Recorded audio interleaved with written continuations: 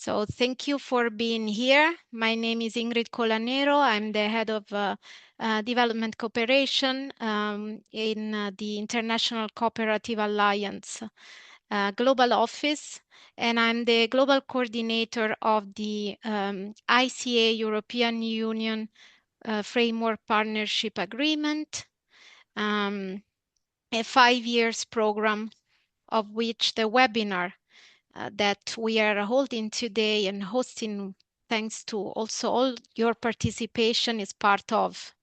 So thank you for being here from so many different places and joining us today. While we wait for everyone to slowly join, I would like to break the ice very quickly. So I would start a poll, if okay with you. Do you see it? So you have few seconds to respond. Don't worry, we don't count if your answer is correct or not. It's just an icebreaker. How many distinct national legal frameworks for cooperative do you think exist globally? Less than 50, between 50 and 80, above 80.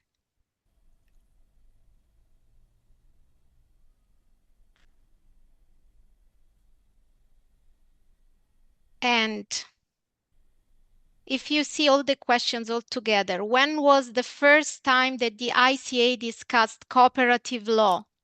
In 1904, 1995, 1966, or 1897? Third question, I see that some of you go very fast, thank you. In your opinion, what is the biggest barrier to cooperatives thriving in your region? There isn't a correct or wrong, it's just for us to know. And since this activity is part of the ICA European Union partnership, and it is a second phase of the legal framework analysis, how many national legal reports were produced, do you think, in the first partnership?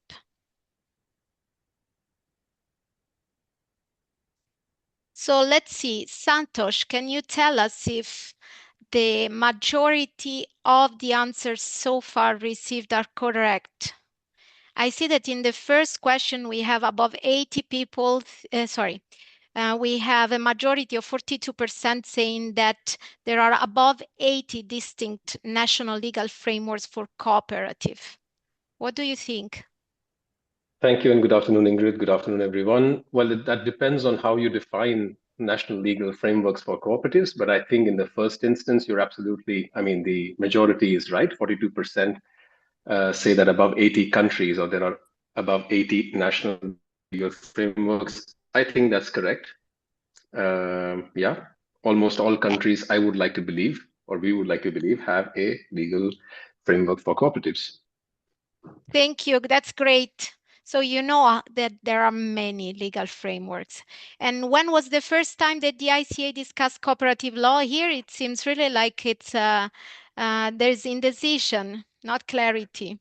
I know the answer. Santosh? Yeah, well, the ICA first discussed, at least in recorded history that we have access to, in 1897 in Delft, in Holland, that hosted the third World Cooperative Congress, and that was the first time that cooperative leaders discussed the idea of cooperative law as an important area for the ICA to work on. 1897. So thank you. And the third question, well, there isn't an answer to that. So the biggest barrier to cooperatives thriving in your region, here we have a 63%, which is huge. We can say it's more than half, is lack of awareness among policymakers. And this is very important. Today we'll have also policymakers with us. So thank you for that. It's really interesting to see. And the fourth question, under the previous ICA-EU partnership, how many national legal reports were produced? As the coordinator also of this program, I can tell you Well, the 40% said 50, but it was 79. So already an incredible achievement. Thank you very much. I remind you also to mute your mic, and now we'll start with our session. We will have 90 minutes ahead of us. I hope that we will make our best to stick to this time. Otherwise, I hope you are all interested to the topic, you can dedicate a few minutes more in case we run out of time. We will have a couple of segments going ahead, and there's time for questions and answers after every intervention. So you can unmute, or what I suggest you, given the high participation today, is that when you have a question, you start writing it in the chat. You say to who you address this question, in the case when we have different speakers, or if you don't know who to address it, you just say that it can be answered by anybody. And if there are many questions, we will pick some. Otherwise, we'll try to respond to them all. If we will receive many questions, we will make a question and answer document that we can circulate to all of you participants.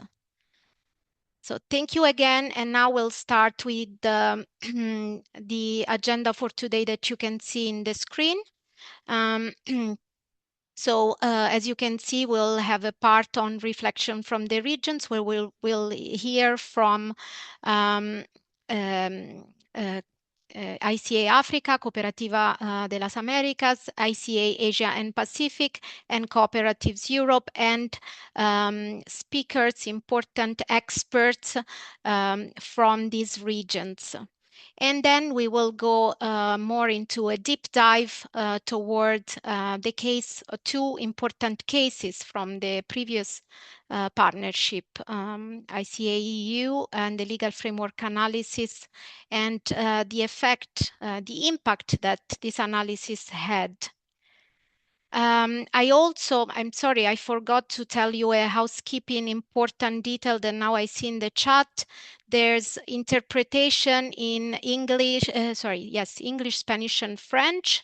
In English is for when there will be speakers not speaking English, but the main room will be mostly in English. So please select the interpretation in the interpretation button at the logo. There's a symbol for interpretation, and select your preferred language. Thank you for reminding it in the chat as well. Now, very briefly, I would like to introduce you to the ICA EU partnership, so ICA and European Union partnership.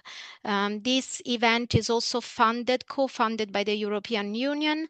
It is a program, a 5 years program, covered by 4 regions: Europe, Africa, Asia Pacific, Americas, and the Global Office, especially as coordinator, and has 5 overarching work streams. One is on capacity building, where the main action is training sessions, toolkits, peer-to-peer knowledge exchange. The second is research and education, and this is the work stream above this main, also legal framework analysis that we are going to discuss today. And where, yes, LFA, as we call it, and mapping are part of. Advocacy, political dialogue, and partnership, where we engage with international bodies, but also with CSO and with other international stakeholders. And we produce policy papers, including SDG policy reports. And then there's a whole part on visibility and communication for the project, and project management for the program itself. Thank you for continuing introducing yourself in the chat. And now I would like to introduce you to my colleagues from the regions. So I would start with ICA Africa, Melvin or Alice. And then I would move to Cooperativa de las Américas with Carlos Gonzalez, and then ICA Asia Pacific with Mona Lisa Kashyap, and Cooperatives Europe with Annalisa Vallone. So please, Alice or Melvin, introduce yourself briefly. Thank you. Yes, thank you, Ingrid. Apologies from Alice. She got a medical emergency, but I'm here. And I think Eric should be also as part of the participants.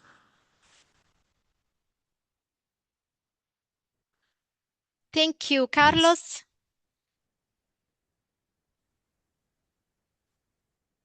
Gracias, Ingrid.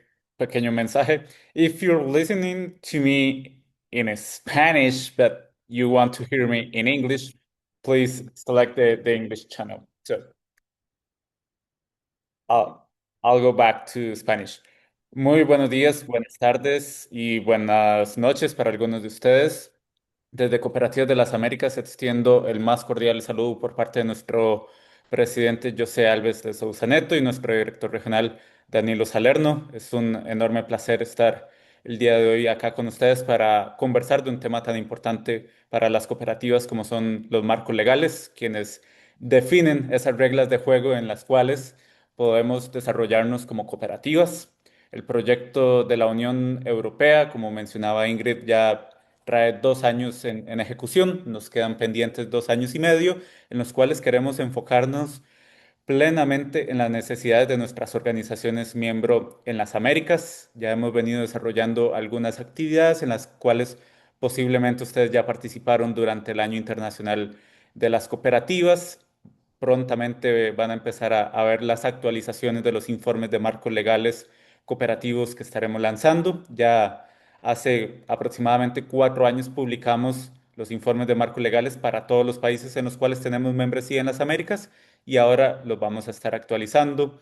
Estaremos publicando también información estadística, algunas investigaciones que también mi colega Paula Arzadún ha estado trabajando, por ejemplo, qué ha cambiado entre los años internacionales de las cooperativas, qué impacto han tenido.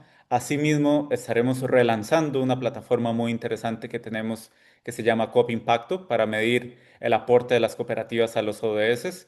Así que desde ya les insto para que estén muy atentos a las comunicaciones que tendremos desde Cooperativas de las Américas para seguir todos estos resultados que estaremos teniendo bajo el proyecto COPS for the de aquí a los siguientes años. Muchas gracias.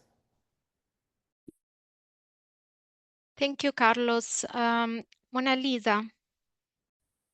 Thank you, Ingrid, and hello, everyone. My name is Mona Lisa Kashyap, and I am associated with the Asia Pacific region of ICA, that's International Cooperative Alliance, Asia and Pacific. And just to say about ICAP is working in 29 countries across the Asia Pacific region, which covers Southeast Asia, East West Asia, Pacific, then Central Asia. And I am working as a coordinator for the ICEU partnership project from the Asia Pacific office. And just to talk about what was our development priorities in this partnership that we are visualizing and we have been working upon, where we are as an Asia Pacific office is working around the blue green economy and the care economy. Then we're also working with the work and ownership in cooperatives and inclusion of women and youth. And then we are working how the cooperatives can be also visualized in the one of a contributor in 2030 Sustainable Development Agenda. And just to achieve all those development international priorities webinar चल that रहा है has been set up, we are trying to achieve through an approach where we try to inform our member organization who are spread across 29 countries. There we also engage with them with depending upon their mutual interested and the mutual areas of work that they are looking for. Then we also try to build their capacities by providing a different workshops and seminars. And then we are also trying to have a commitment. It's not just a one-way, but a two-way mutual commitment from ICAP as well as our member organization. Besides, just to since we are in the second year of the ICU partnership project, we have done a few activities that focused around, just to name a few, we had organized a webinar on the cooperative governance and leadership, and then we also had recently in the January we had done an Asia Pacific, more like a regional dialogue for the Pacific region, where we were talking about how the Pacific model law can also be improvised, and then a cooperative overall PCON network is in the progress. And then and in the next year, the 2026 year, we are visualizing to achieve our priorities. We have currently, since we know that 2026 has been announced as an international year for by the International Year of Women, Farmers Women, and that's had been announced by the FAO. So we are doing one event in Vietnam where we are trying to promote women cooperators, and then we just to provide a platform to the youth, we are organizing youth summit this year that's happening in China in the month of August. And then we are also working around the curriculum focused on the youth cooperators. And then since we are talking about the care economy, we are initiating the baseline mapping of the care cooperatives overall. And besides, we are also we are also updating our country snapshots that provide a data insights and a knowledge hub for our member organization. And then we are also updating the legal framework analysis. And today's overall the meeting is about that. And I hope you will have a more question and engaging conversation with respect to the Asia Pacific region. Thank you. Over to you, Ingrid. Thank you, Mona Lisa. Thank you very much. And now I give the floor to Annalisa Vallone from Cooperatives Europe. Thank you. Thank you, Ingrid. Thank you, colleague. And yeah, can you hear me? Yes. Yes, Annalisa, I'm sorry. I wanted to just ask you to, you can speak, of course, as you can, but for everyone, let's not speak too fast to allow a seamless interpretation. Thank you. Thanks, Ingrid, and good morning, everyone. It's a pleasure to be here also on behalf of Cooperatives Europe. My name is Annalisa Vallone. I'm International Development Coordinator and responsible for the European activities of the ICU partnership. And it's a pleasure also to be here representing on behalf of, and greetings from Agnes Matisse as director and Giuseppe Guerini as our president. On the European side, our key focus is twofold. On the one hand is to promote activities which concern the European region, not only within the EU countries, since we sit in Brussels, but also beyond, in particular in the large Europe, Ukraine, the Western Balkans, Moldova, Turkey, and broadly the Eastern Partnership. But also to co-design activities that can be then scaled up across continents and in the other regions. And we have also been quite committed in promoting bi-regional actions, most notably lately with Cooperativas de las Américas on care economy, but also looking forward to the other regions, Asia, Pacific, and Africa. What I can say from our side right now, we have two big projects in the pipeline. One is on mapping the cooperative contribution to SDGs, focusing on 4 pilot countries in Europe. And the second one is a youth event at regional level, which will take place in Budapest in end of June. This said, we've been very active on the research and communication, and we hope this occasion with LFA will forge collaboration. Do not hesitate to get in touch with us if you're willing to collaborate among the work streams that Ingrid kindly mentioned at the beginning. Good luck with the conversation, and we'll be hopefully in touch. Thank you very much, Annalisa. Thanks to all the COPS for Dev coordinators who we will hear from them again in a few minutes when they will introduce their experts. And now I leave the floor to my colleague Santosh Kumar, Director of Legislation at the International Cooperative Alliance Global Office. Santosh, go ahead and everyone, you have time for a few minutes for Q&A after Santosh's intervention. And again, if you have some question, you can start asking them in the chat. Thank you very much. The floor is yours. Thank you, Ingrid, and hello, everybody. A very good afternoon from Brussels, Belgium. Representatives of ICA member organizations, friends of the cooperative movement, and of course, members of the cooperative law committees and networks who have joined us today. Professor Dante Craconia, Dr. Ifiginia Dubica, Professor David Hees, Professor Alphonse Mbuya, and Professor Hagen Henry. Please allow me to convey warm cooperative greetings from our President, Dr. Ariel Guarco, and our Director General, Jeroen Douglas. It is my great honor to present to you the broad contours of the Legal Framework Analysis 2.0, which we are launching today together with our colleagues and friends at ICA Americas, ICA Africa, ICA Asia and Pacific, and Cooperatives Europe. LFA 2.0 is a harmonized activity under the COPS for Dev partnership. Maybe we could, thank you, Paco. And harmonized activity would mean that colleagues leading the research verticals of the project will be the main ones rolling up their sleeves and implementing the activity at the regional and national levels, normally with the support of legal experts. They will do so using similar set of tools, mainly a common questionnaire and methodology that was co-constructed from autumn to winter last year. This is expected to help us, our member organizations, and our partners compare the findings from the reports and perhaps identify best-in-class examples. Building on the success of the first project, LFA 2.0 will continue to collect and analyze crucial information about legal rules concerning cooperatives at the national level, and at the same time offer recommendations to further review and/or revise national laws, thus providing essential evidence and support to our member organizations in their advocacy for a supportive environment for the development of cooperatives of all types.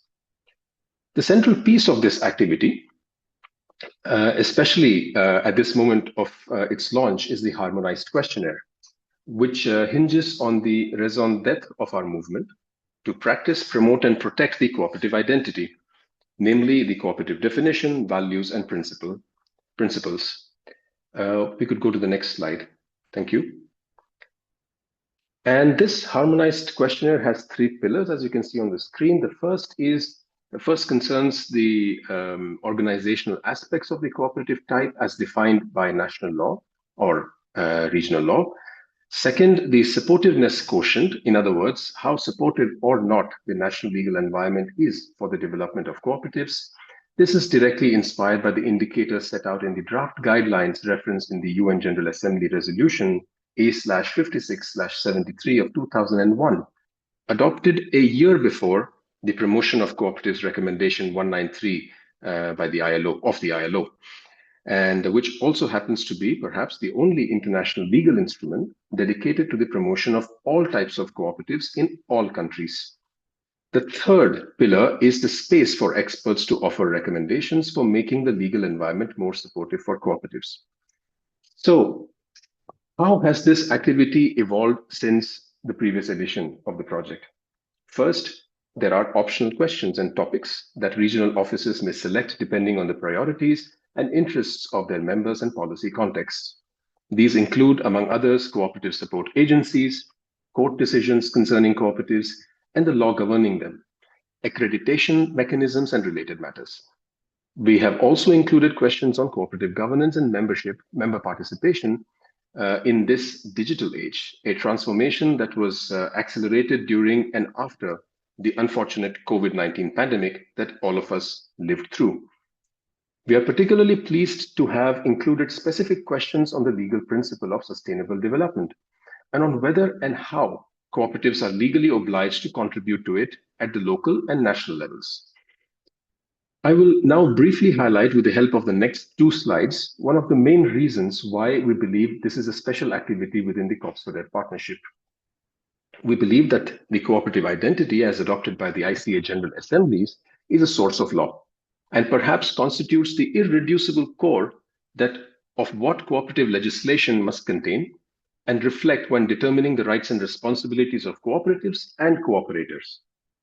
While binding international law implicitly guarantees everyone the right to cooperate and practice the cooperative principles, there are also binding obligations on states to uphold cooperative values and principles when developing their laws and policies.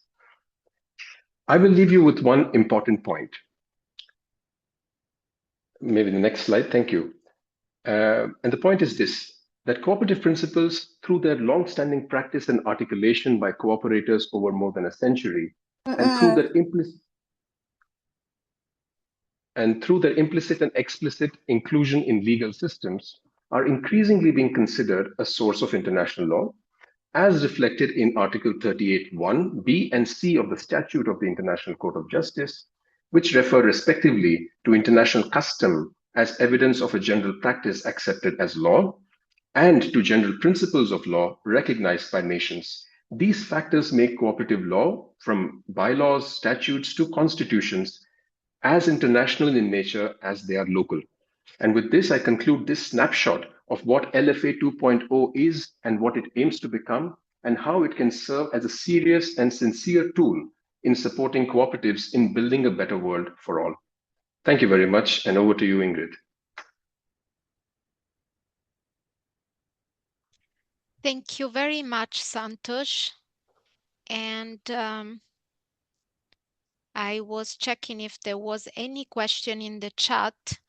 Otherwise, I would ask you to unmute yourself if anybody has a question for Santosh.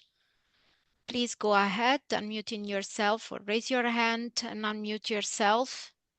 If your question will arise later, you can still ask it and we will address it later.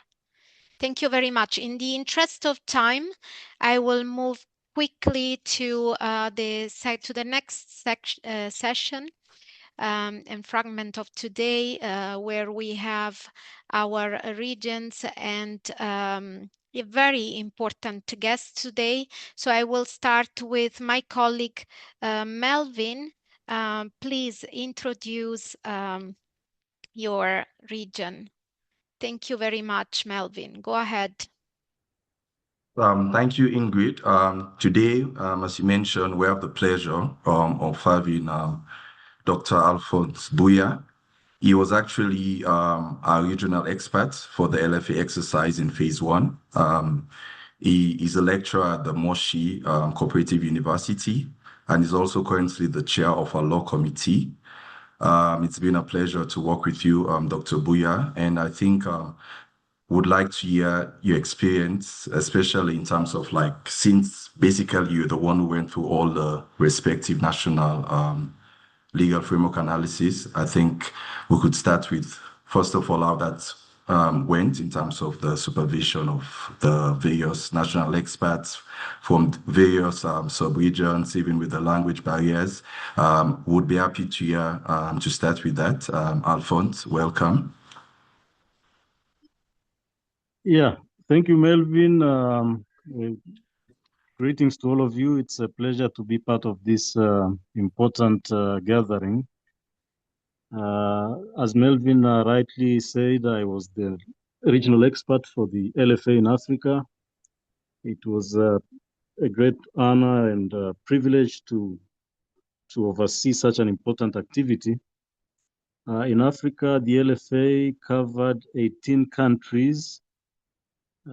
Actually, they were drawn from East, West, Central, and Southern Africa.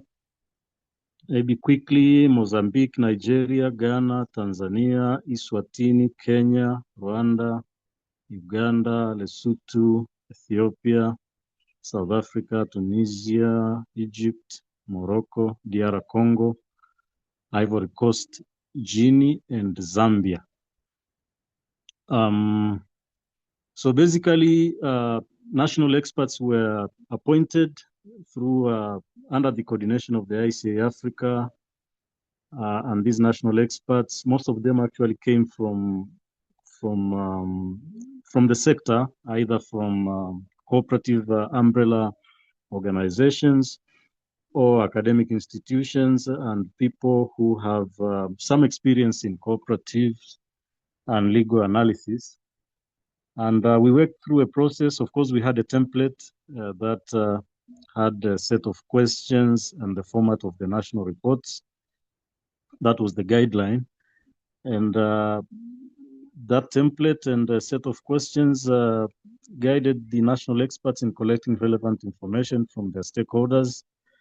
And through the information they were able to collect, they prepared national reports.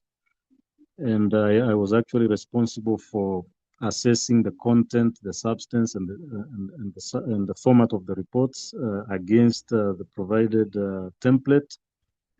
So we went through a back and forth process of comments, recommendations for improvement, and so forth, until we had final reports from the national experts.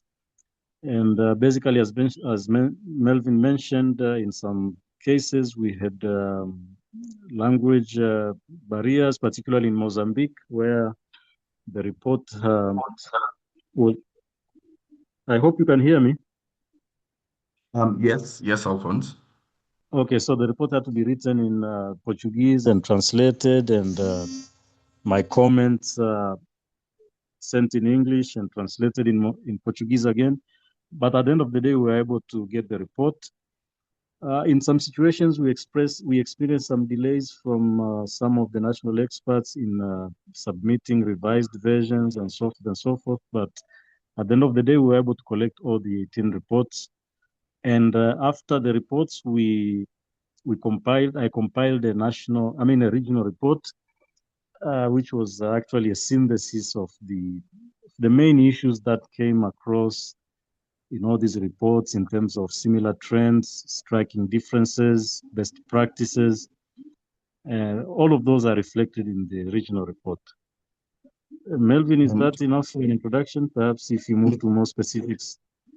Yes. I think yes, that explains the process, and I think similar to the regions, we know it was a tedious one. But if memory serves me right, I think one of the common recurring trend that came up was the issue about overregulation. I don't know if you want to throw light, in your opinion, probably what you think will be the right balance between cooperative autonomy and the necessary oversight, because there were cases also where I felt like, for example, in South Africa, where the experts felt that some form of supervision was necessary. So I don't know if you want to throw light. We only have probably 30 seconds left.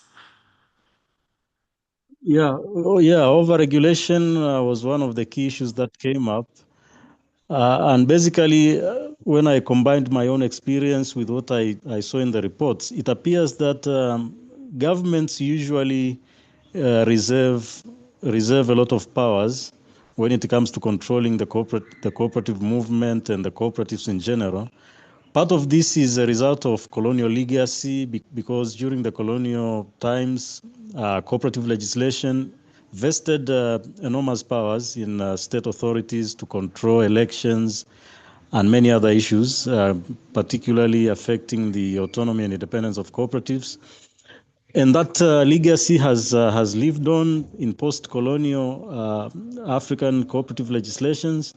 That is one reason. But the other reason is there are internal challenges within cooperatives to do with management, to do with ethical leadership and so forth. And then when that happens, usually governments justify their interference by saying, okay, we need to have laws that empower us to interfere because these cooperatives cannot govern themselves. So we still need government oversight and so forth and so forth.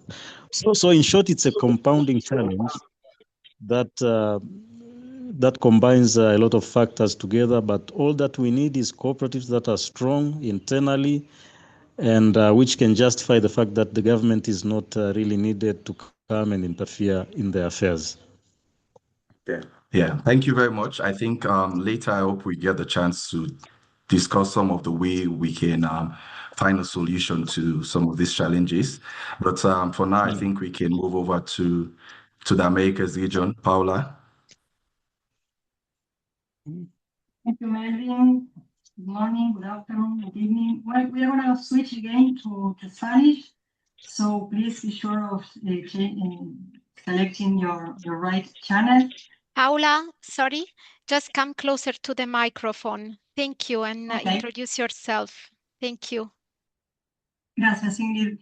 Mi nombre es Paula Alzamón, soy responsable de educación, capacitación e investigación en Cooperativa de las Américas, nuestra oficina regional. Y en COPS for Devs soy oficial de investigación. Tengo el enorme gusto de presentar al doctor Sergio Reyes La Vega, que es doctor en Derecho y Ciencias Sociales y profesor de Economía Social y Cooperativismo en la Universidad de la República, Uruguay. Doctor Reyes, muchas gracias por acompañarnos. Queremos preguntarle cuál fue su experiencia en el análisis de marcos legales y qué tendencias observó y reportó para nuestra región. Escuchamos.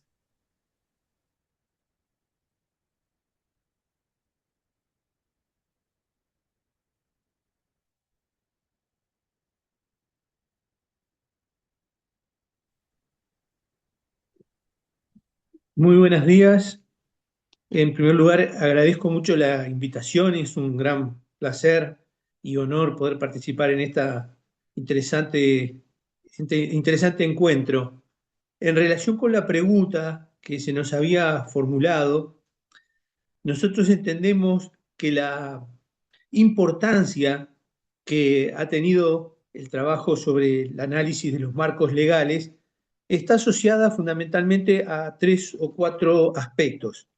Por un lado, el hecho de que se haya realizado un informe de cada uno de los países, pero bajo los mismos criterios, bases y parámetros, nos ha permitido quedar prontos para hacer análisis comparados con más profundidad, y estos análisis comparados sin duda que son de mucha utilidad para la preparación de planes de acción para mejorar los marcos jurídicos de cada uno de los países.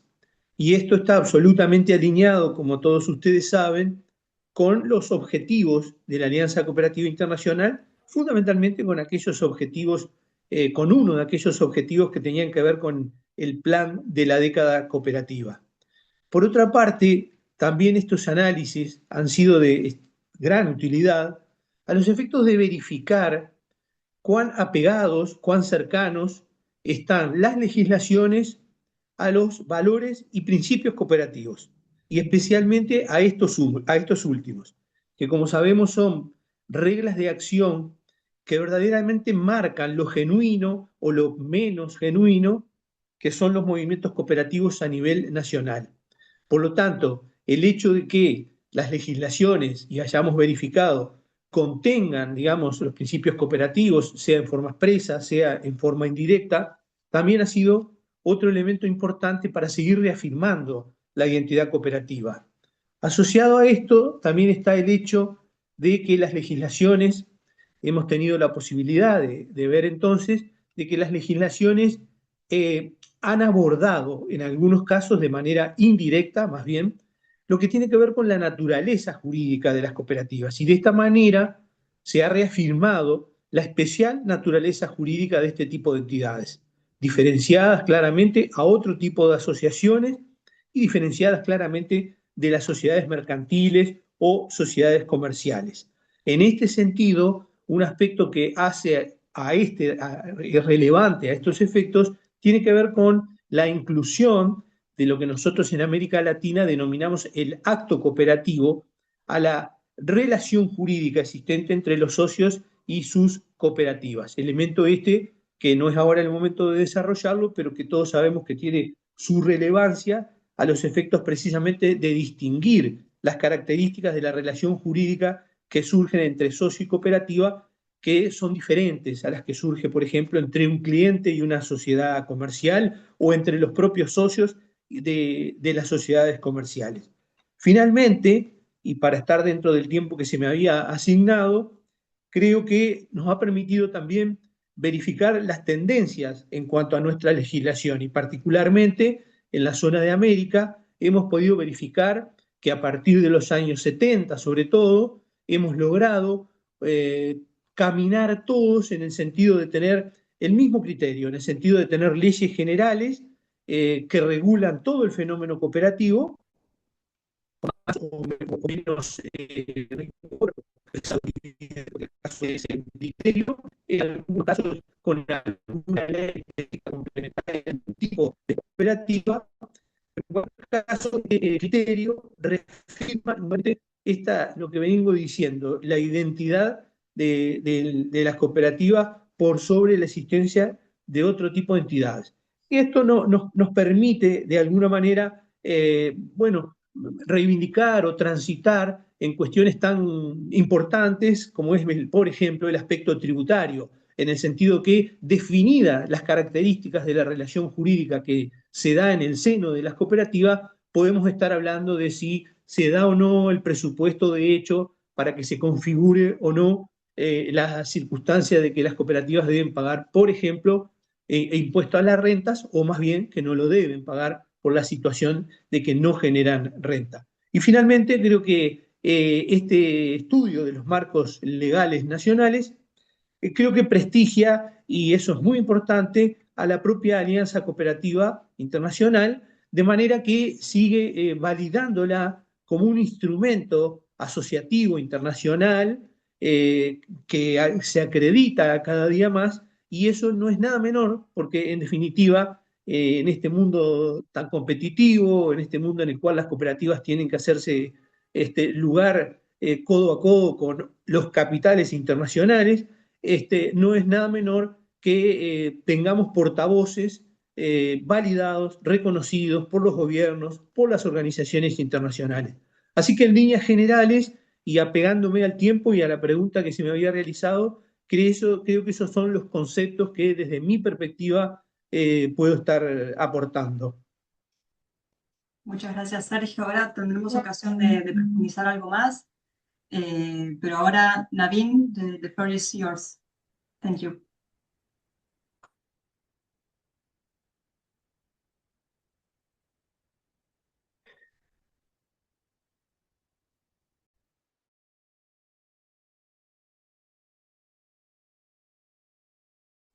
Naveen,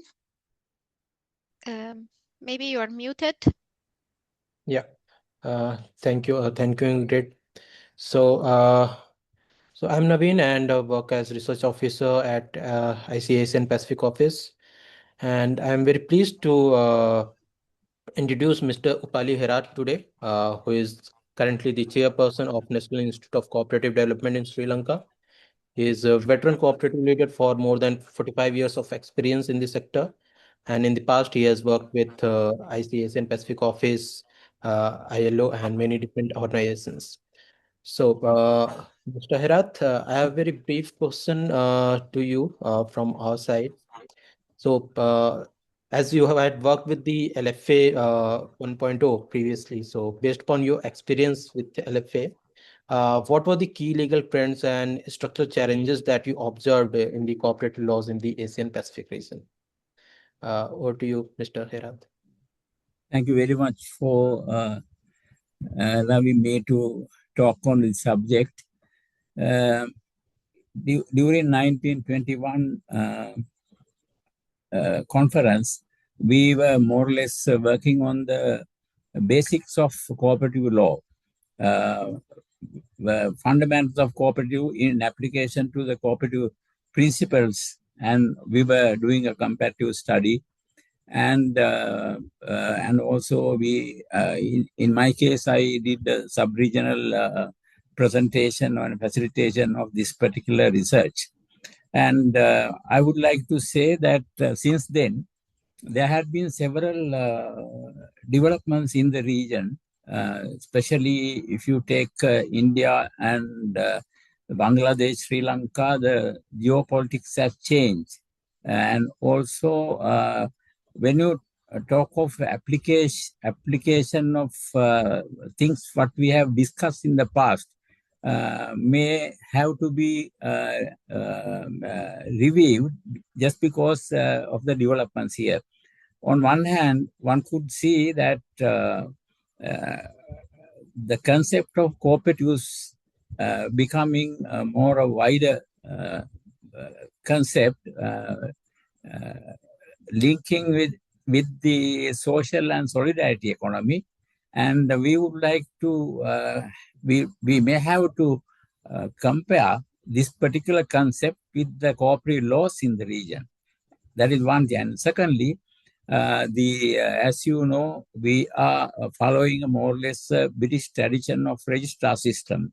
Of course, the registrar is supposed to be the creator and the protector and the liquidator of the cooperatives.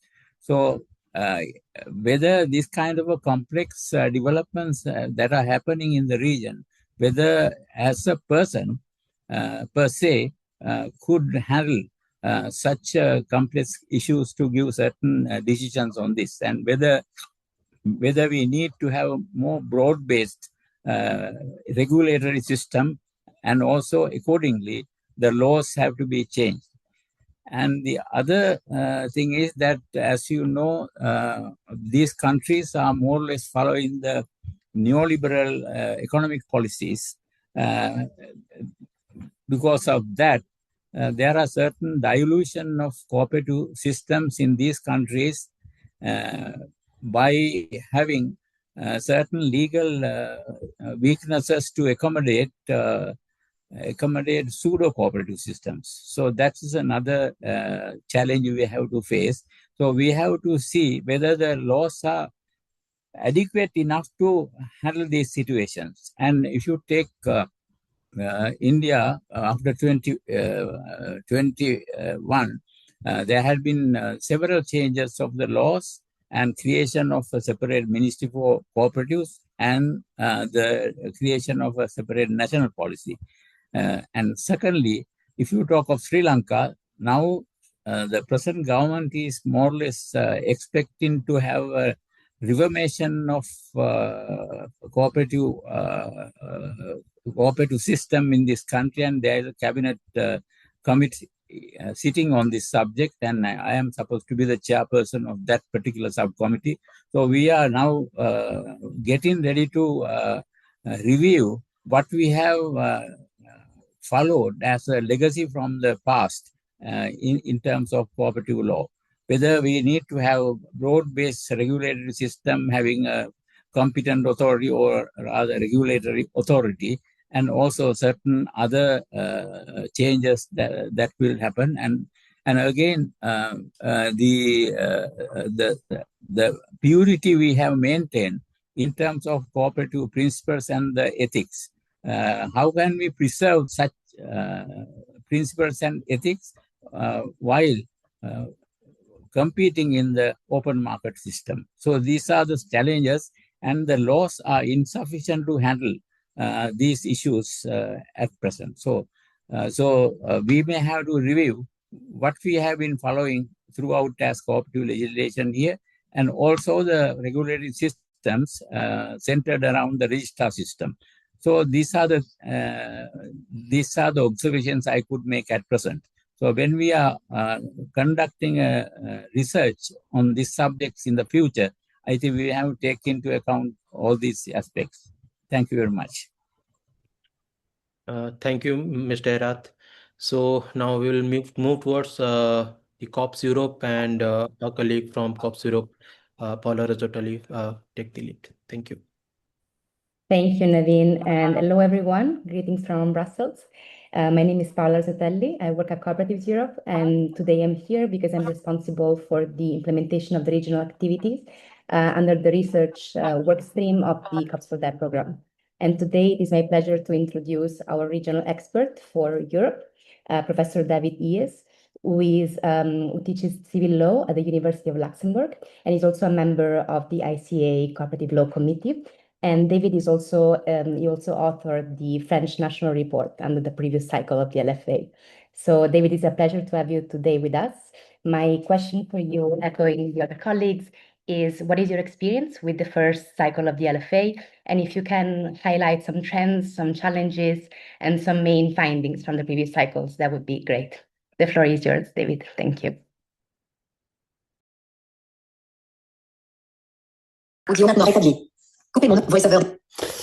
Merci beaucoup.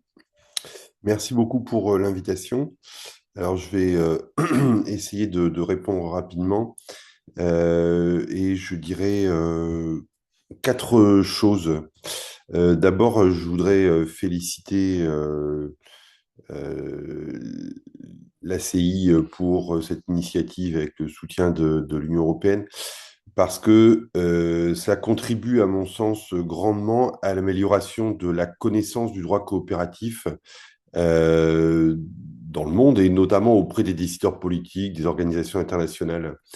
Je le dis parce que je pense que on résume trop souvent le droit coopératif à 2 ou 3 règles qu'on répète à volonté, et on néglige que le droit coopératif, c'est un ensemble très technique, complexe, comme tout système juridique, hein. Je n'en prendrai qu'un seul exemple. Quand on parle de démocratie, de gouvernance démocratique, on cite toujours le « une personne, une voix ». On sait bien par la démocratie politique que si ça se résumait à ça, ce serait très pauvre. Le droit coopératif, c'est beaucoup plus que cela. Et tous les rapports qui ont été établis permettent effectivement d'améliorer cette connaissance. Deuxième remarque. Il me semble qu'un des points centraux, c'est que les rapports manifestent le dynamisme du droit coopératif et sa vitalité. Et c'est une très bonne chose. Alors, 2 directions, me semble-t-il. D'abord, ils font apparaître des nouvelles formes, des nouveaux types de coopératives. Et là, selon les pays, évidemment, les types, les formes sont différentes, mais on peut dire de manière générale qu'on a une montée en puissance de ce qu'on appelle les coopératives d'intérêt général ou les coopératives de service public sous différentes formes. Et la deuxième manifestation de la vitalité, c'est l'évolution des législations coopératives. Je pense par exemple une nouvelle définition de la coopérative en Belgique avec une législation tout à fait renouvelée, mais il y a d'autres exemples qui sont pas toujours aussi satisfaisants, mais en tout cas ça bouge et c'est très bien. Troisième remarque, ça n'est pas peut-être suffisamment mis en avant, mais le droit coopératif est particulièrement diffusé dans d'autres évolutions au sein des organisations internationales. On sait la consécration des coopératives par l'Organisation des Nations Unies, mais un collègue y a fait allusion.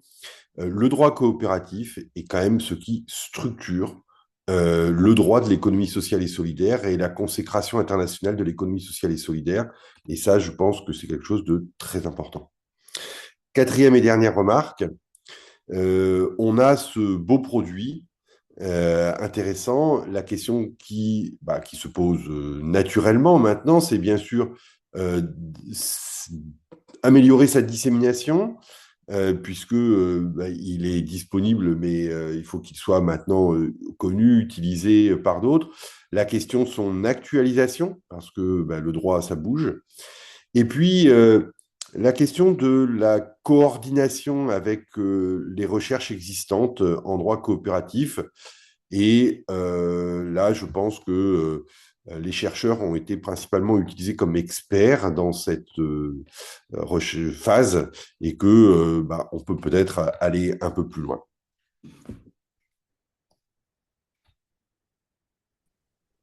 Thank you very much, David, for highlighting also the aspects of the evolution of cooperative legal framework, very key aspect in my opinion. And now over to my colleague Melvin for the second question for ICA Africa. Over to you, Melvin.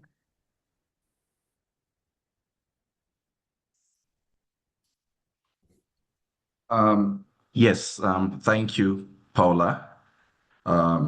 Yes, I think is this where we move into the case studies? Just to confirm, Ingrid. Yes. So, Alphonse, I have the pleasure to welcome you again. You mentioned how a few of the challenges that came up over regulation and in terms of even the governance issues, but I think there are quite a number of other challenges which led us to think about something that will be a guide for cooperative legislation within the region.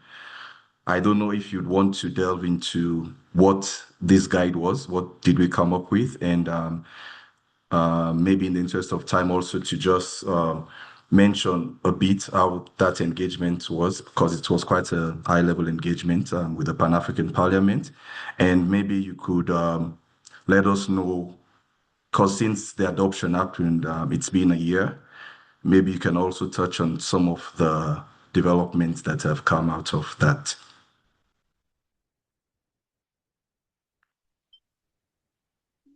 Yeah, sorry, Melvin. I think you're referring to the model law, right? Yes. Yeah, thank you. In Africa we achieved a milestone in as far as cooperative legal frameworks are concerned. In 2024, I think it was June, if I remember correctly, the Pan-African Parliament adopted a model law for model on cooperative societies for Africa. The idea came from ourselves. It originated from the law committee of the ICA Africa region, and it was taken up by the regional director then, Dr. Sifa. He channeled the idea through the Monetary and Financial Affairs Committee of the Pan-African Parliament. And that committee took up the idea and was able to convince the Pan-African Parliament on the importance of adopting a model law on cooperatives for Africa. So at the end of the day, it became a joint initiative of the ICA and the Pan-African Parliament. We worked through a draft, and then first of all, a policy paper was prepared as per the PAP procedures, Pan-African Parliament procedures. As a result of that policy paper, the Pan-African Parliament passed a resolution to adopt the model law. And then the process of drafting was done collaboratively between the legal officers in PAP and ICA. We came to a point where we had a draft. It was submitted to PAP. It went through their procedures, first reading, comments, second reading, until it went through the plenary. And finally, it was adopted as a continental guide for cooperative legislation. There are two key issues I would like to highlight. First of all, the model law itself, the fact that we were able to get a model law adopted by the highest political organ in Africa is quite a milestone, because the cooperative agenda has been elevated to the highest political organ in Africa. And in that model law, we clearly elaborated how cooperatives can contribute to achieving continental development objectives, including Agenda 2063, which calls for an African that is more integrated and more prosperous. So cooperatives can now feature in AU organs and reports through the model law aspect. So that is the first achievement as far as we are concerned. We have been able to penetrate the cooperative agenda to that key political organ in Africa. But second, the substance of the model law, of course, it is now being discussed widely and critically. There are some positive aspects. There are positive aspects in the model law, particularly the relationship between the government and the cooperative movement, and how that relationship should be for the betterment of both. So there are good things that can actually inform reform, advocacy, even adoption of new laws. And luckily enough, some countries have already shown interest. I think I heard yesterday about Morocco, Botswana, and Malawi, if I'm not mistaken. They have shown direct interest to reform their national legislation based on the model law. So you can see now the impact is beyond the substance. The fact that we have a model law already rings alarm in the minds of interested parties across Africa that, okay, we have a standard and it can drive reform, it can drive adoption of new legislation and so forth. So it is really an advocacy instrument. It is not a binding instrument as far as international law is concerned. It's persuasive. And as the name suggests, model means it can be adopted. Its provisions can be adopted as they are, or they can be adopted with some modifications in order to meet national realities and contexts. So we are looking forward to using this model law further in advocating for more reform. We're also looking forward to see more coverage through media, publications, conferences, and so forth. And I know ICA Africa has also developed some plans to popularize the model law and perhaps bring it closer to the tables of decision makers, policy makers, and key government players. So basically, Melvin, I'm not sure if I've exhausted your question. You have 1 minute, Alphonse. Hello, Thank Melvin. You. Yes, Alphonse, you have 1 minute.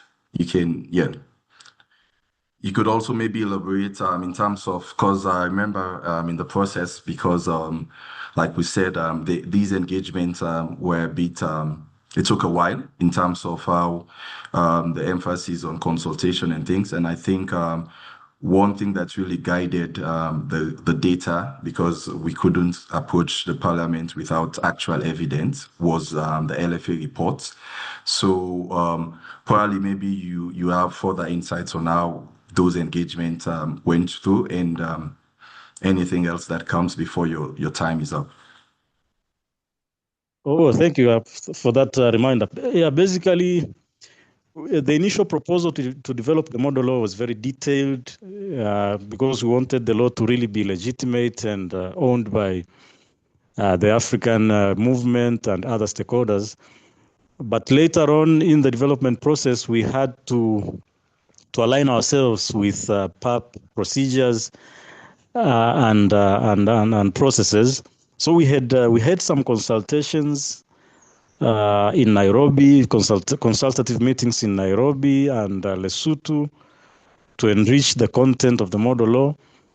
And as you mentioned, in the justification part, in writing the background and the context of the model law, the findings of the legal framework analysis were very instrumental to demonstrate variations in legal frameworks and issues that require attention. For example, taxation. There are different taxation approaches in Ghana, in Tanzania, in Uganda. There are also different approaches in the way laws are framed. For example, there are countries with multiple legislation governing cooperatives in general, and then at the same time you have specific legislation on specific types of cooperatives such as SACCOs, and that was seen to be a challenge because it fragments the movement and sometimes it dilutes identity. We also came across a major challenge of regulatory overlaps or conflicts, particularly in the SACCOs sector, where some countries have established specific authorities to regulate SACCOs. In Eswatini, for instance, we came across a very challenging situation where SACCOs were claiming that following establishment of the Financial Regulatory Services Authority, they were no longer accountable or answerable to the Registrar of Cooperatives, I think is a Commissioner of Cooperatives. and now they are now accountable to the financial services regulatory sector.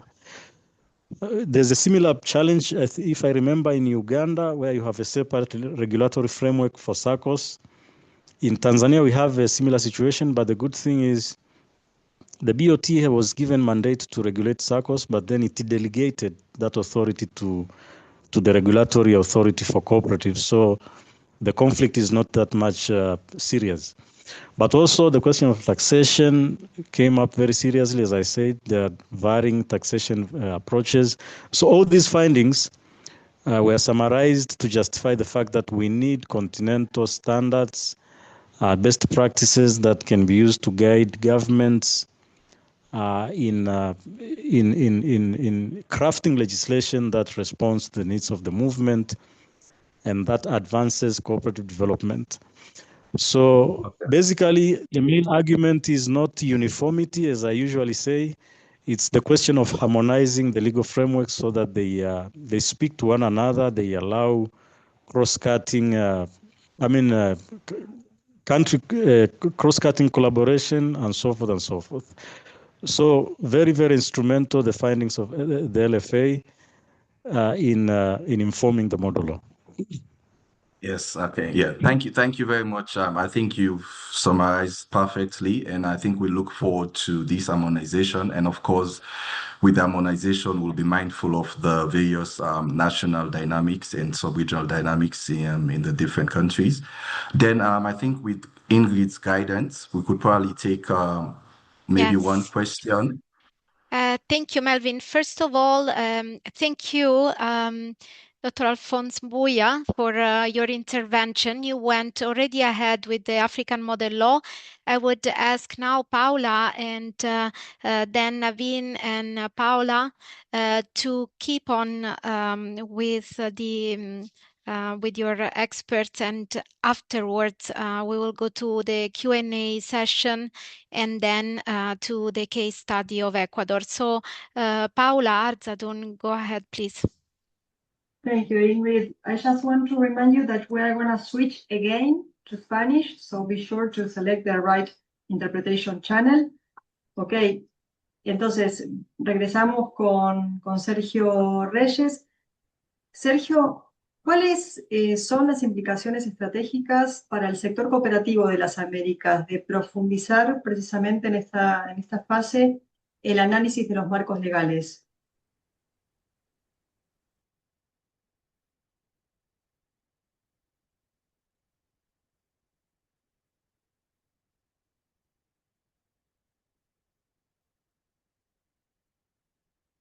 Bien, creo que me corresponde responder, ¿es así? Sí, ya te escuchamos, Sergio, gracias.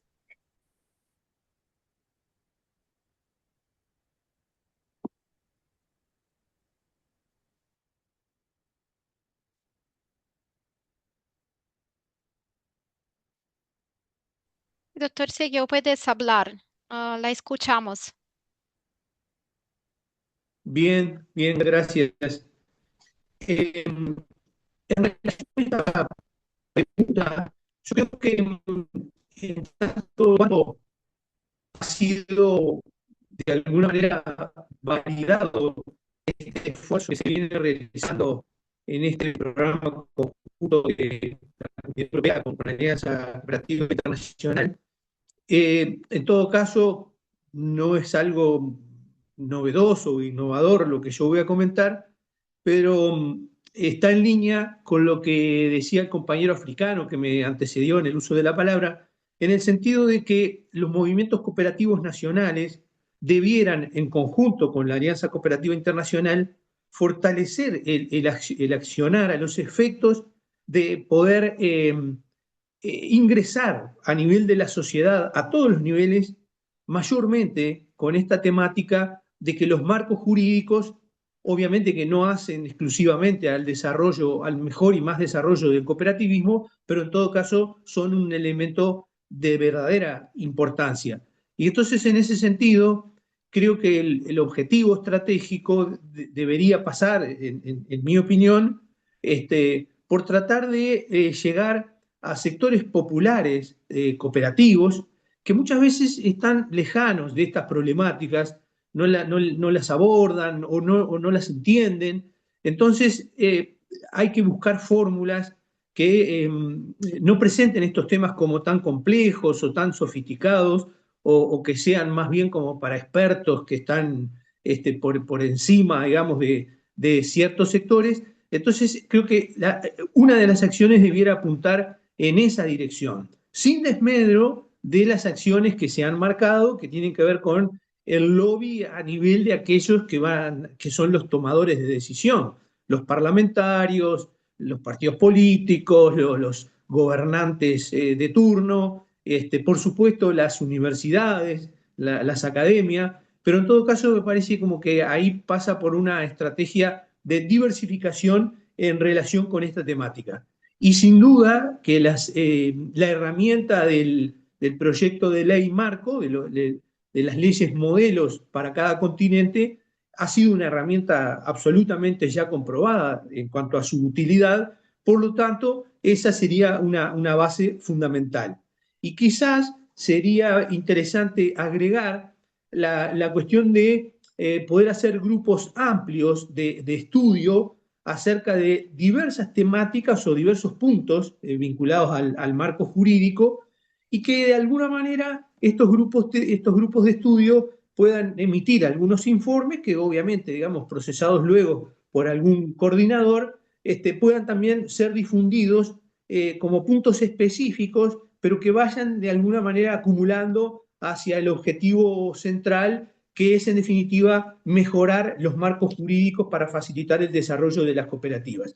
Y había de ejemplo, creo que estos grupos temáticos o grupos de estudios podrían tener que ver, y lo digo en forma rápida, podrían tener que ver con, por ejemplo, bueno, el aspecto de que las normas vinculadas al cooperativismo no están en todas las constituciones de estos países, sino en algunos sí, en otros no, pero en todo caso ese sería un aspecto. Bueno, analizar el por qué no se encuentran en las constituciones o en aquellas que están contenidas algunas disposiciones referidas a las constituciones, a las cooperativas, si son correctas, si no son correctas, etc.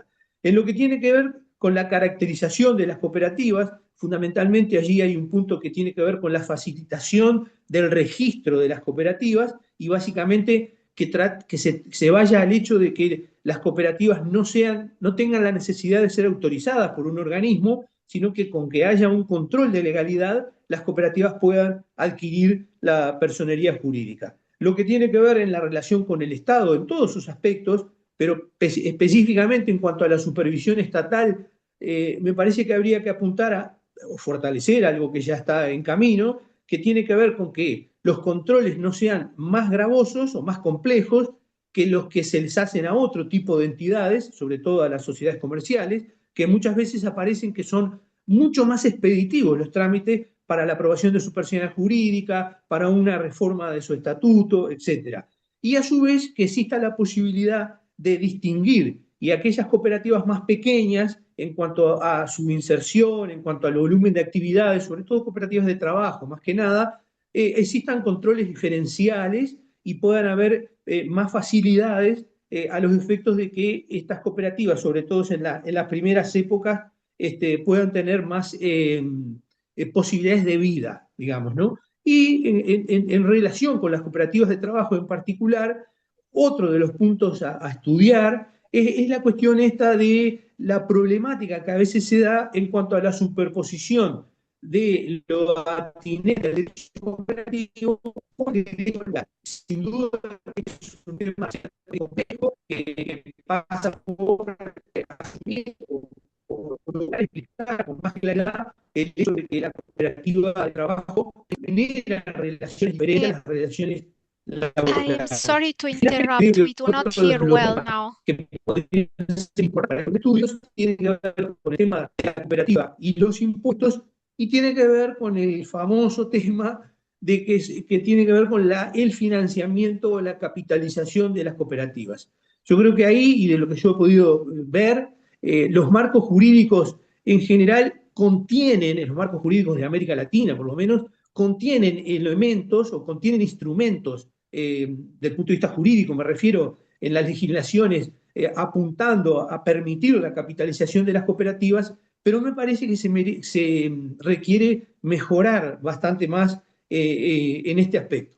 Así que de alguna manera, repito, creo que los movimientos nacionales debieran fortalecer el accionar con la Alianza Cooperativa Internacional para llegar a diversos estratos sociales y utilizar la herramienta del proyecto marco y a la vez, digamos, intentar generar grupos de estudios con participación de personas con diferentes perfiles que puedan de alguna manera generar más insumos y a la vez también que permitan que las personas puedan abordar las temáticas en forma un poco más individualizadas, en forma un poco más acotadas, que faciliten de alguna manera el entendimiento de estas temáticas que a veces aparecen más complejas cuando se les estudian en su globalidad. Esto sería todo por mi parte. Muchísimas gracias, Sergio. Definitivamente muchos retos por delante y muchas propuestas que seguiremos trabajando. Vamos a continuar. En este caso vuelvo a darle la palabra a mi colega Navin.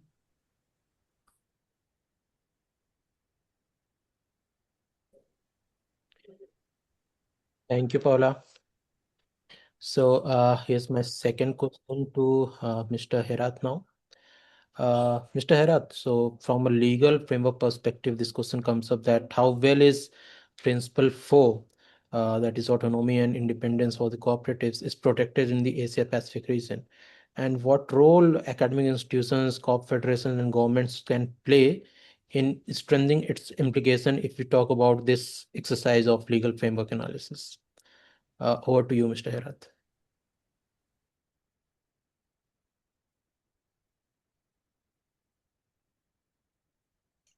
Please unmute yourself.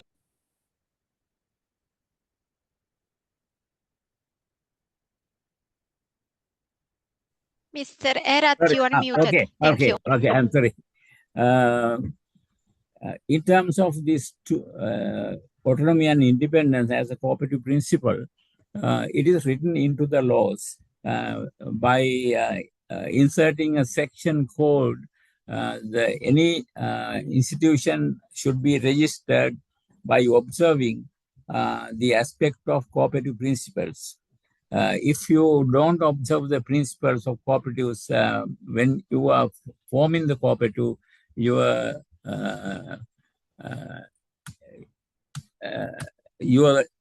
cooperative will not be registered. So the principle is there and it has been practiced. But there are certain situations where there are certain contradictions in cooperative law by providing certain authority to the registrars to overrule the decisions given by the general body even. And there had been certain instances where the general body was disregarding the cooperative registrar's decisions and then carrying on with what they were supposed to be doing. And of course, this controversy continues even today. And of course, the registrar has never gone to judiciary on this aspect because the general body is bound to be the final authority on their management of their cooperative society unless there are certain provisions in the capital structure that shows that there is a possibility of providing government funds for this cooperative management and also the functioning of the cooperative. So and in the law there are certain specific references to this public funds being invested in cooperative societies where there are certain limitations and certain guidelines given in the law itself. Of course, one could say there is a contradiction on this. But the other thing is the cooperatives are allowed to not to entertain government funding unless there is a agreement with the government on a certain project or certain development program for the country. Of course, they are governed by the terms and conditions of such an agreement. It is not in keeping with the general laws on cooperatives. So therefore, the application of this particular principle is not that difficult to continue in this region. And that is what I have found in the country studies provided. And of course, the members' rights are maintained as they are. Only thing is that certain provisions are made during certain times to attract more people for the government development programs by lowering the value of a share. Now, like in the case of Sri Lanka, where a person who got 1 rupee could become a member of a cooperative society during 1970s, 80s, just to have a directed cooperative system in the country by the government, because government rationing scheme and the credit facilities are provided to the members only. So this kind of situation is there. And of course, it doesn't mean that cooperatives are influenced by the government to the extent that they will control the affairs of the cooperative society. But the other thing is, there are certain aspects that has come up during recent times, especially when the government adopts the federal system of government. Like in the case of India and Sri Lanka, we have the federal systems where the cooperative legislation is based on the either we call it provincial council. In India, it is called states. So they have their own laws. Of course, India has been able to have something like a harmonious legal situation by introducing a so-called Model Cooperative Act, so that the state will be guided by such a common article. So therefore, the state could follow that. And of course, the Sri Lankan situation is that we don't have such model laws. Therefore, each provincial council has its own laws on this, and then certain laws are not that in keeping with the cooperative principles and the provisions in the statement of cooperative identity either. So therefore, in order to now, in the case of autonomy and independence, for such a statute, we call it at the provincial level, there have been court cases on this, and still there was no solutions made. And now we are now trying to establish a system where, as the making of the national laws are vested with the central government, they could always use that one and also create a cooperative policy for the country, so that it will guide about the cooperative legislation as to how they should formulate their laws, and also how they should have the regulatory systems in place in the provincial council. So these things have to be taken place in the near future. Otherwise, there will be a tendency that the fragmentation of cooperative system in the country will affect the competitive market in the country, and also their place in the country in terms of national development. So these things we have to consider, and also the other aspect that Mr. will... Serhat, I'm Yes. sorry, but in the interest of time, we have to move on. Okay. So there is only one point Can I you would close? like to Yes. say. The new generation of cooperatives that are coming up globally, to have more like, it will dilute certain cooperative principles, like providing voting facility for the associate members who are not full members. And of course, there are certain countries having that situation also, that will affect the actual governance systems in these cooperatives. So This is all at present I would like to state. Thank you very much.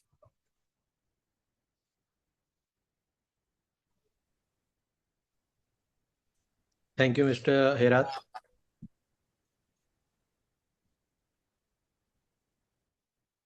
Ingrid, I can move on if that's okay. My second question for Professor is, Professor is, in your experience and based on your knowledge, can I ask you to share how are cooperative principles integrated into the cooperative legal frameworks in Europe? And if you can also give us some indications of how we can use the second LFA cycle as a tool to highlight the characteristics of cooperatives as it's this unique business model. And if I can ask you to share with us for 2-3 minutes, since we're a bit short on time. Thank you very much.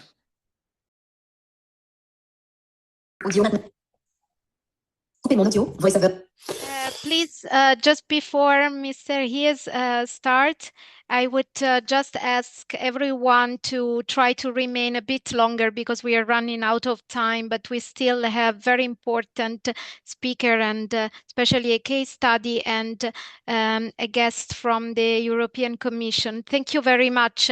Go ahead, please, David. Alors, je vais faire très rapide. D'abord, évidemment, je commencerai par dire que c'est difficile de répondre à la question parce que, pour deux raisons principales. D'abord, les solutions nationales sont très variées et donc la proximité avec les principes coopératifs est extrêmement variée selon les différents pays d'Europe. Et puis, la deuxième raison, c'est que les contextes juridiques sont différents. C'est-à-dire que il y a parfois une importance particulière des lois. À d'autres moments, ce ne sont pas les lois qui comptent tellement, mais où il n'y en a pas beaucoup, et il faut aller voir dans les statuts des coopératives. Et donc, c'est assez difficile d'avoir une appréciation générale. Deuxième remarque, pour répondre quand même, essayer de répondre à votre question, c'est que bon, on a plutôt l'impression d'une relativement bonne prise en compte des principes coopératifs dans les pays de tradition coopérative et sans grande surprise, une prise en compte un peu moins aboutie dans les pays où elle est moins forte. Ça, c'est certain. Mais à côté de ça, je crois qu'il faut remarquer qu'il y a une concentration sur les 4 premiers principes de l'Alliance coopérative internationale. Donc, en gros, sur la participation économique et la gouvernance démocratique, je traduis très rapidement, je vais très rapidement. Et une relative négligence des 3 derniers principes, éducation, intercoopération et dans une moindre mesure, attention à la communauté. Je pense que ça, c'est une explication aussi de la faiblesse de certaines législations ou de certains aspects du droit coopératif, parce que l'éducation, c'est quand même un point essentiel. Pour prendre cet exemple-là, comment est-ce qu'on peut avoir une démocratie dans la coopérative si l'éducation est négligée? On sait bien que ça fonctionne relativement mal. Et puis, je vais terminer peut-être par un dernier point sur le point de savoir est-ce qu'il faut se focaliser sur le droit coopératif. Je veux dire, par là, vous vous demandez très justement, est-ce que les principes coopératifs sont correctement traduits dans les droits coopératifs, dans les lois coopératives? Mais en fait, je pense qu'il faut vraiment regarder en dehors et que la loi coopérative, le droit coopératif n'est pas une île isolée au milieu du droit. Et pour prendre un exemple très simple à comprendre, comment faire une place correcte et une traduction correcte des principes coopératifs si on ne questionne pas le principe du droit de la concurrence? Le droit de la concurrence, c'est ce qui s'oppose à la coopération. Si on veut promouvoir le droit coopératif, il faut absolument retravailler le droit de la concurrence. Ce que je veux dire par là, c'est que s'interroger sur la plus ou moins grande consécration des principes coopératifs suppose de regarder les branches du droit qui structure le système juridique et pas que le droit coopératif.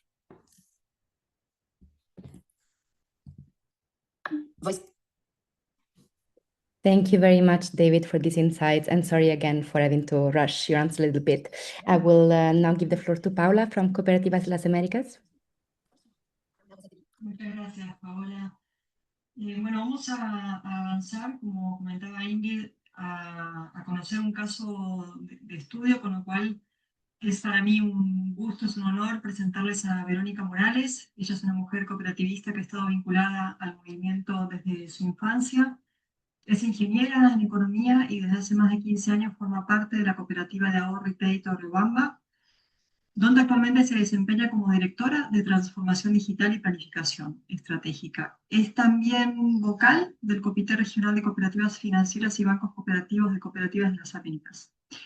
En 2025 en Ecuador se intentó impulsar una reforma legal que afectaba al sector de cooperativas de ahorro y crédito. Hoy Verónica nos compartirá cuáles eran los cambios propuestos y cómo se trabajó de manera conjunta, articulada frente a ese proceso. Verónica, muchas gracias por acompañarnos. Te doy la palabra.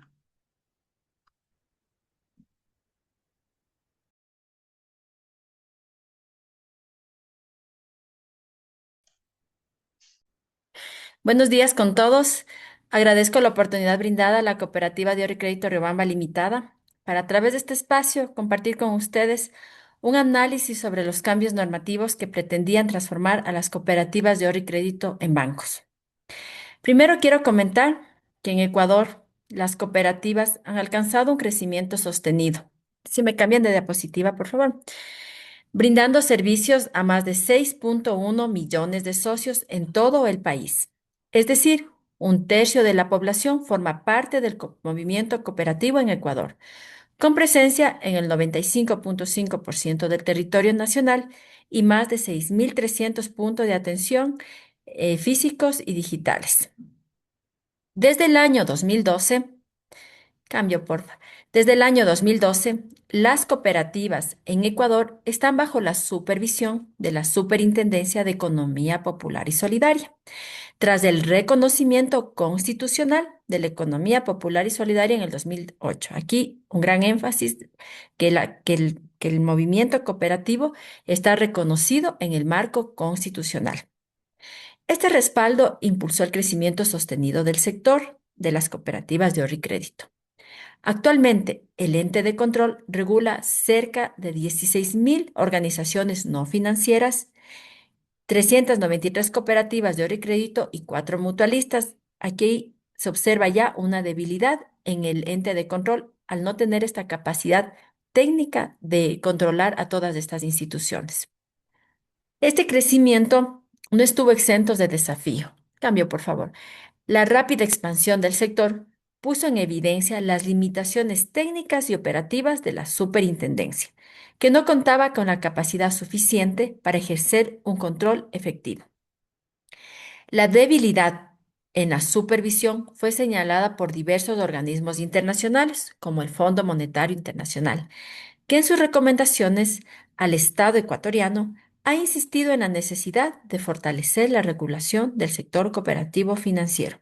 Además, ya había una preocupación por parte de la banca tradicional, pues el sector cooperativo estaba creciendo rápidamente y teniendo una cobertura amplia a lugares donde ellos no llegaban.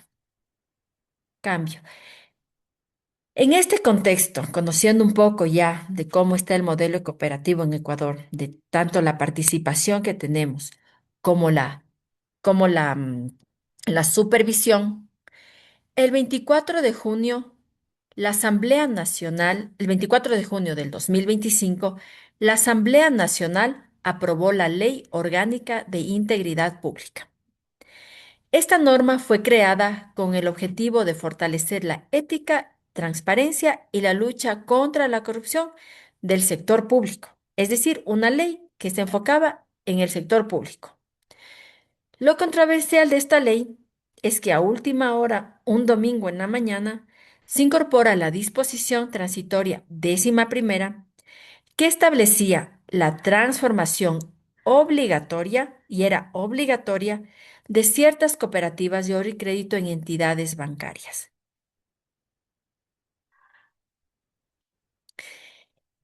Este hecho generó una profunda preocupación en el sector cooperativo y en organizaciones sociales. Ante este escenario, el movimiento cooperativo articuló estrategias en defensa del sector.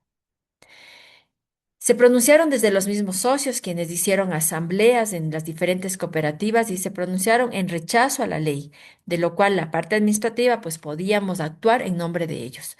Cambio, por favor. Hubieron ruedas de prensas, conformación de vocerías, una comunicación estratégica coordinada. Cambio de lámina. El sector visibilizó su postura y fortaleció su capacidad de incidencia pública. Cambio. Cambio, por favor.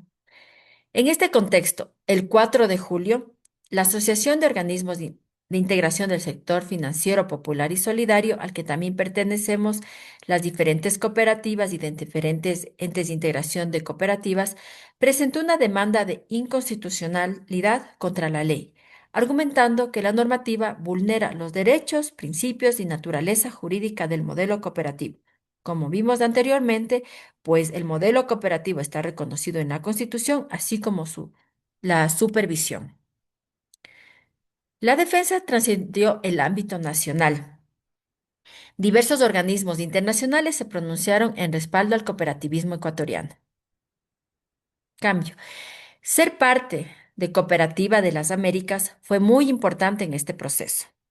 Como la Cooperativa Riobamba, institución a la que yo represento, es miembro de esta organización, el sector cooperativo ecuatoriano acudió a nosotros para que a través de este espacio regional podamos solicitar su respaldo. La respuesta fue inmediata y solidaria. Más allá del respaldo institucional, recibimos un acompañamiento humano que en ese momento fue esencial para mantenernos firmes y con confianza para defender al sector. Muchas gracias por ese apoyo. Trabajamos de manera conjunta en la definición de estrategias en coordinación con el Comité Regional de Cooperativas Financieras y Bancos Cooperativos, COFIA. La primera carta de respaldo emitida por la Cooperativa de las Américas fue un paso importante. A partir de este pronunciamiento, se trabajó para escalar el apoyo hacia la Alianza Cooperativa Internacional. Cambio, por favor. Y se logró. En la Asamblea General del 2 de julio del 2025, realizada en Manchester, Reino Unido, se emitió un manifiesto oficial de respaldo al sector cooperativo del Ecuador, en el que se destacó el papel esencial de las cooperativas en inclusión financiera y el desarrollo territorial. Asimismo, se señaló que la disposición transitoria carecía de base jurídica y atentaba contra la identidad y los principios cooperativos.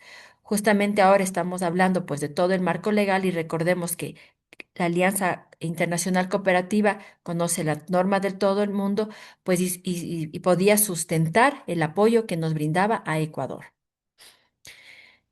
La siguiente. De igual manera, gracias a la gestión de Cooperativas de las Américas, el 18 de julio, Pedro Morales, gerente de la Cooperativa Riobamba, intervino ante la Organización de las Naciones Unidas en representación del movimiento cooperativo ecuatoriano. En su intervención reafirmó que las cooperativas son actores claves en la construcción de economías solidarias y sostenibles y advirtió sobre los riesgos que implicaba la ley impuesta para el sector. Gracias por todo su apoyo a la Alianza Internacional Cooperativa y Cooperativa de las Américas. Fue muy importante en este proceso.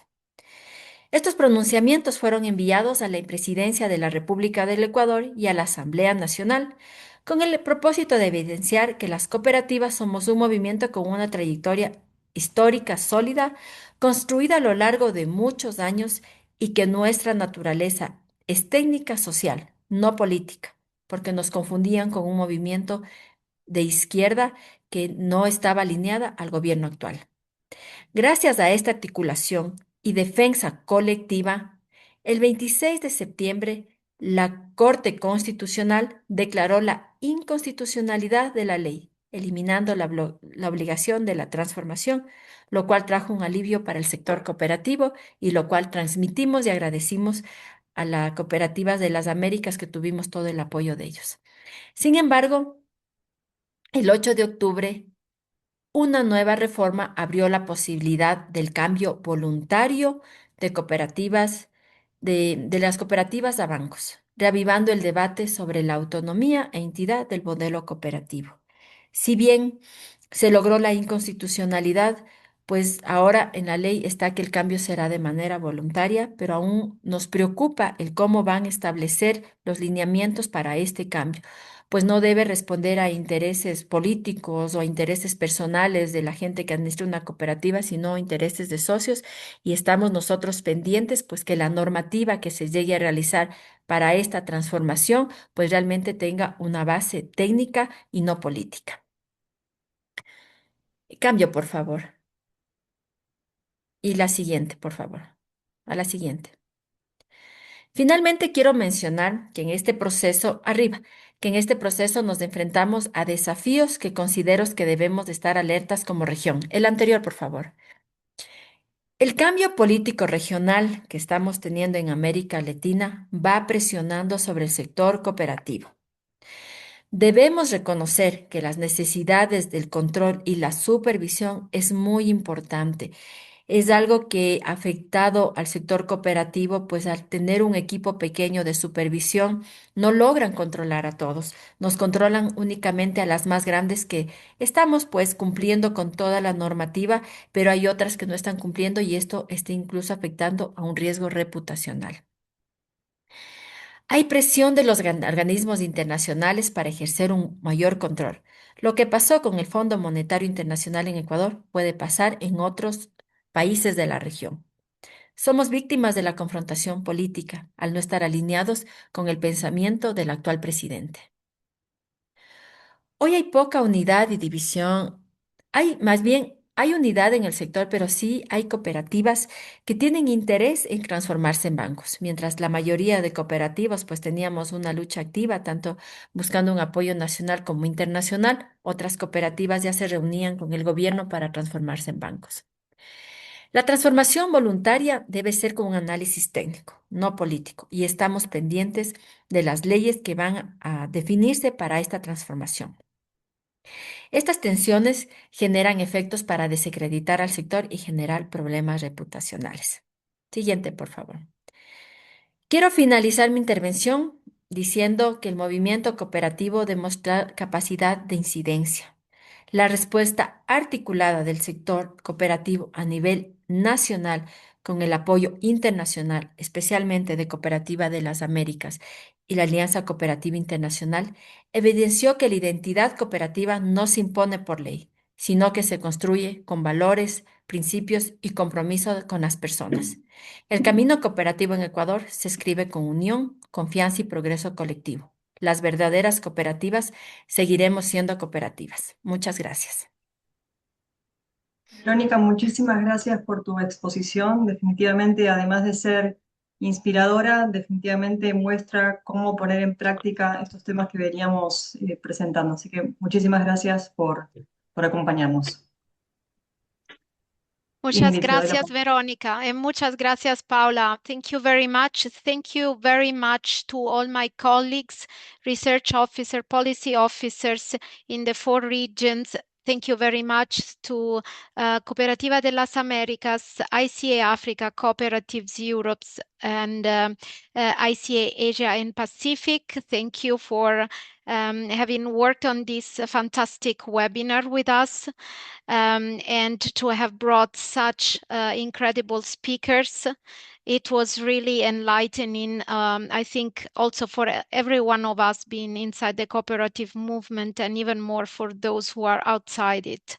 Now, in the interest of time, I'm very sorry that we couldn't give time for question and answer live, but Santosh is trying to respond to your questions in the chat. Otherwise, we'll try to address them also continuing offline on email. And now we go to the final part with final reflections and closing remarks with 2 also exceptional guests for us, Jose Manuel Capitan Romero and followed by Hagen Henry. Jose Manuel Capitan Romero, who is here with us, is the European Commission Directorate General of International Partnership, DG INTPA, Program Manager in the Unit for Civil Society and Local Authorities. And we are very lucky to have him also as our Program Manager for the ICA EU Framework Partnership Agreement.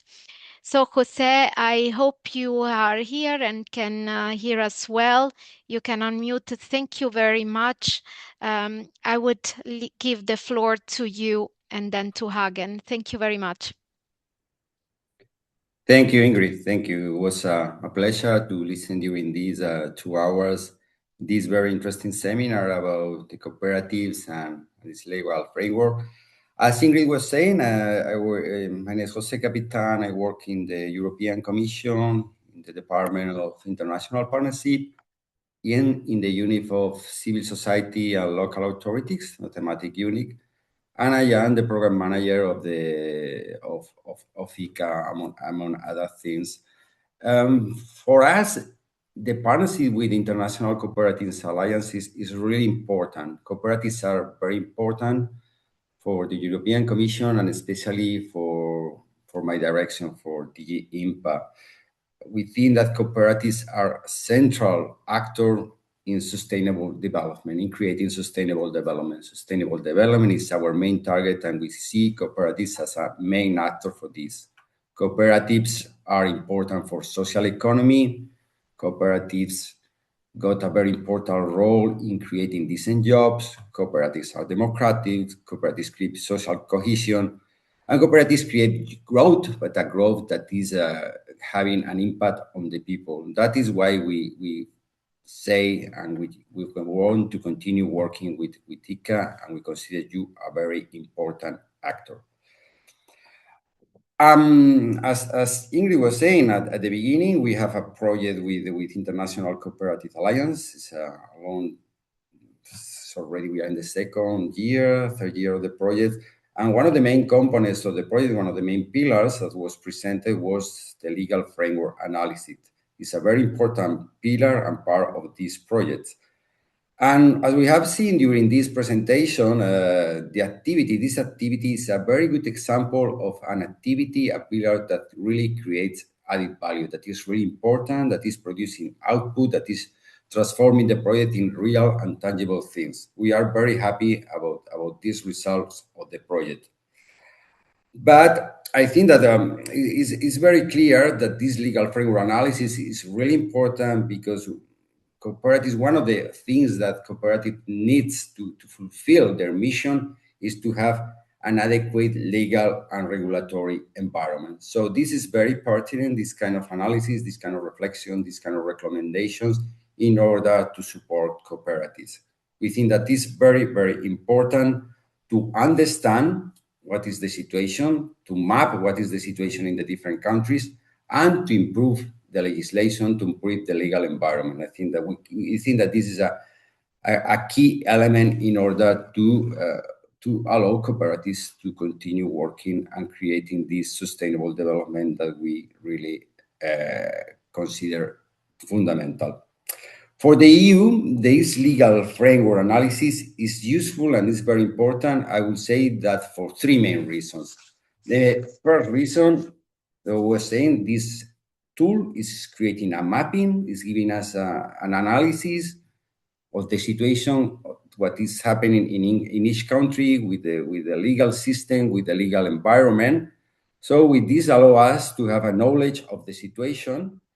And these elements, these analyses are important elements for our policy dialogue with the government. I encourage you, all the members of the cooperative, to keep contact with the EU delegations and transmit your concerns, transmit this kind of analysis, this kind of report, the elements that you are obtaining for the analysis of your countries. Share that with the colleagues in the EU delegation, because the colleagues, as you know, the delegation is a very important political actor. In many countries, delegations have privileged access to the government. We have policy dialogue with the different governments, and we can help. We can help in promoting reforms. making changes, improving the legislation. So I really encourage you to promote this in the delegation, because one of the things that were mentioned during the presentation is that there is a lack of awareness about what is the situation of the legislation. So delegations can also create awareness of that situation and can have an added value in making changes, in disseminating your reports, in improving the situation.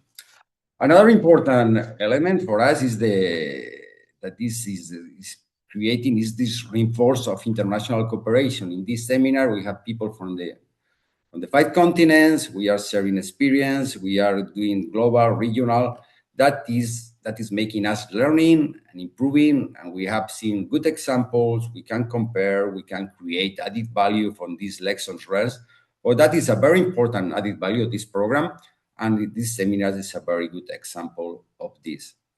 The third element also that I would like to highlight about elements that are important for us is that the creation of these networks. In relation with what I was saying before, this is a very good opportunity for creating networks of legal experts, creating networks of cooperative alliance, of cooperative organization. Then that is one of the objectives of our contracts also, like to reinforce the cooperative movement worldwide and regionally. And this is also an added value of this legal framework analysis. Another thing that I would like to say is I wanted to make a link between this and the EU Global Gateway strategy that probably you heard about it. It's one of the main elements of our new policy, of our new way to see development and cooperation, the Global Gateway strategy. That is a strategy about the EU that is focused on investments, and investments that are transformed in infrastructure and in connectivity. And yes, it's true that we are supporting investments. We are putting a lot of resources on that, but investments need conditions. And within that, conditions are like cooperatives can create conditions for that investments that are good investments, investments that respect the ecosystems, investments that integrate the communities into the investment projects, investments that benefit the locals.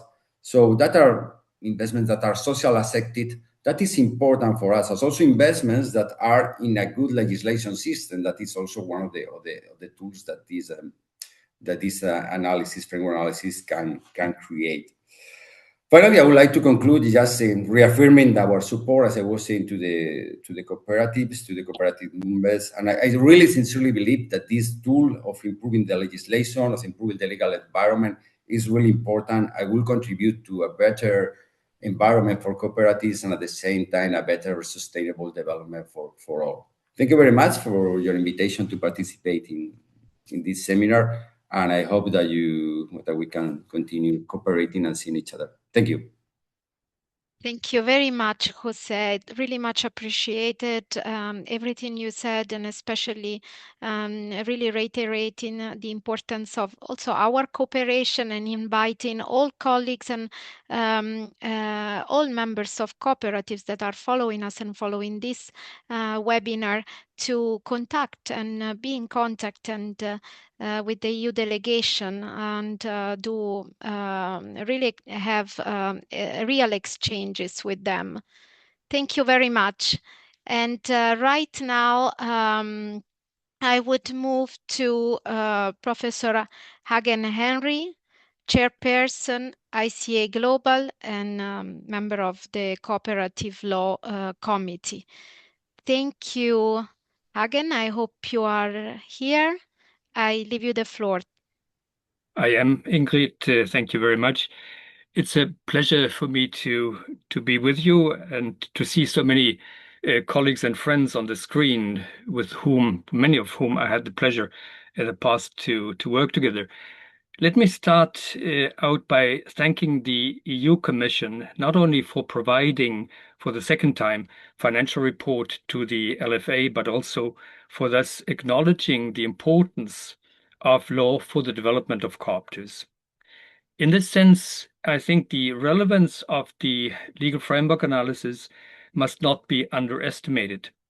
The analysis reproduce knowledge on cooperative law, knowledge that has been dramatically diminished over the past half century, and that facilitated the alignment of the legal structural features of cooperatives, of all enterprises, in fact, on those of capital-centered enterprises, disregarding that more than 1 billion cooperators around the world do not want to meet their economic, social, and cultural needs in a way that they cannot identify with. They hence disapprove of law that does not respect the cooperative identity. And uniquely, autonomous recognition of this identity is complemented with heteronomous recognition. Indeed, the members of the ICA have included the text of the 1995 ICA Statement on the Cooperative Identity in the Articles of Association of the ICA, and, as we heard a couple of times this afternoon, the public international law obliges lawmakers to translate this identity into legal rules. Public international law thus links the cooperative identity to cooperative law and vice versa. And the LFA uncover gaps between the cooperative identity and law, not the least by associating the cooperative movements in the research. And that adds to the credibility of the research results. It increases the awareness of the role of adequate cooperative law for the development of cooperatives. It allows bringing cooperative law closer to the cooperative identity, and it allows improving the legal services the ICA and its regional offices may offer to their members and other stakeholders, especially lawmakers. These legal services may be further enhanced by using the national reports of the LFA for comparative studies at the regional, that has been done already and will be done again, but also at the international level, as these comparative studies produce a reservoir of possible solutions to legal problems. The ICA, the International Cooperative Alliance Cooperative Law Committee, looks forward in this context to contribute to these comparative studies, as well as to complementing the national LFA reports by producing knowledge on other areas of cooperative law than the laws on cooperatives. And David Ease has said it so eloquently. When we look at cooperative law, this is not the whole story. There are other elements of the legal systems which do also structure and regulate cooperatives. And often these other areas, and more, I would say, their origin is shifting more and more beyond the national level and is situated very often beyond that level. To mention just two examples, taxation and competition law, that David has mentioned that as well. I would also mention algorithms that regulate, especially platforms, and law that regulates global value chains into which cooperatives are increasingly integrating themselves.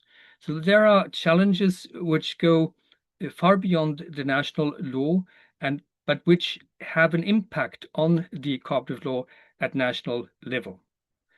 So with this, I finish. I look very much forward in the name of the Cooperative Law Committee to this joint endeavor. Thank you.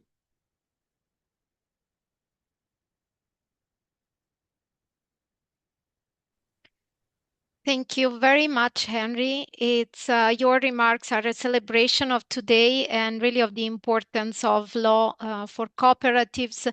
And it really connects very well with this second phase of the legal framework analysis under the ICA EU partnership that we are about to kick off.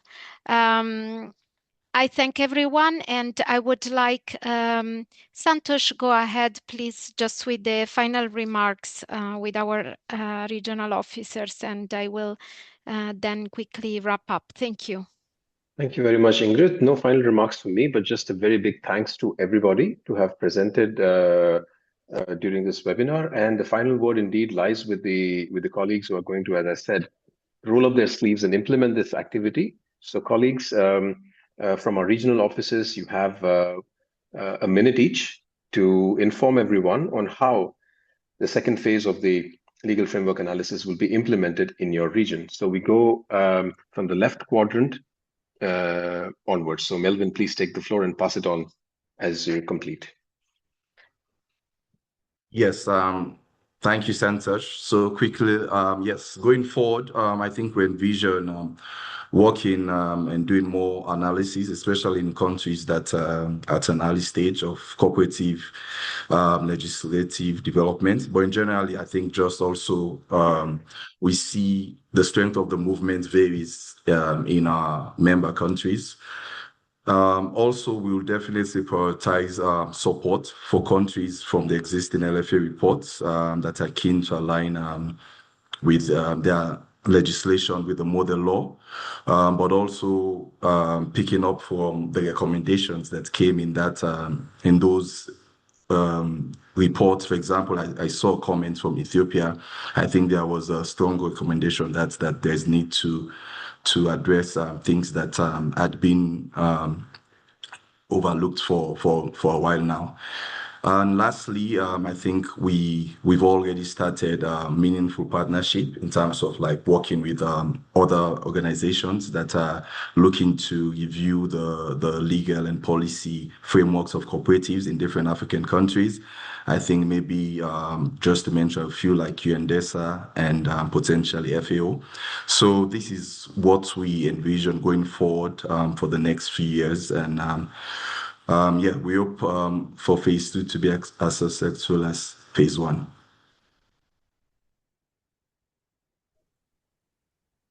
Gracias. Continúo si les parece. Entonces, desde Cooperativa de las Américas tenemos previsto trabajar en 3 áreas principales en línea con el plan estratégico que fue aprobado por el Consejo de Administración.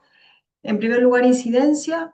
Apoyaremos a nuestras organizaciones miembro en función de sus necesidades y prioridades específicas, particularmente en su articulación con los organismos nacionales, pero también con la delegación de la Unión Europea y otros organismos multilaterales, y especialmente en agendas prioritarias como sistemas agroalimentarios sostenibles, la Agenda Regional de Cuidados, la incorporación de la educación cooperativa en los currículos formales y el desarrollo de una herramienta para medir el impacto territorial de las cooperativas y su alineación con la Agenda 2030. El objetivo es fortalecer su voz y posicionamiento en los distintos niveles institucionales. Segundo, servicios de asesoría. Nos proponemos desarrollar un servicio de asesoría con el apoyo de la Comisión Regional de Derecho Cooperativo.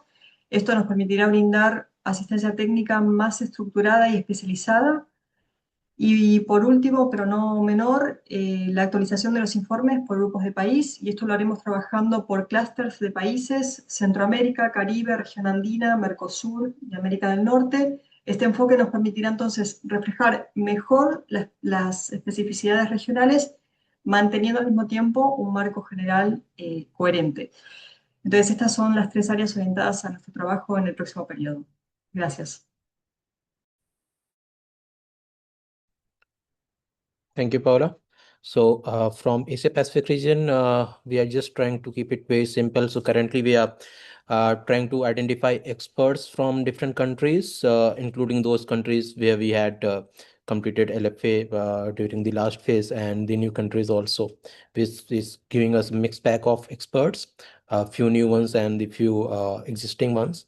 And then our idea is to consolidate these findings into sub-regional and regional level reports.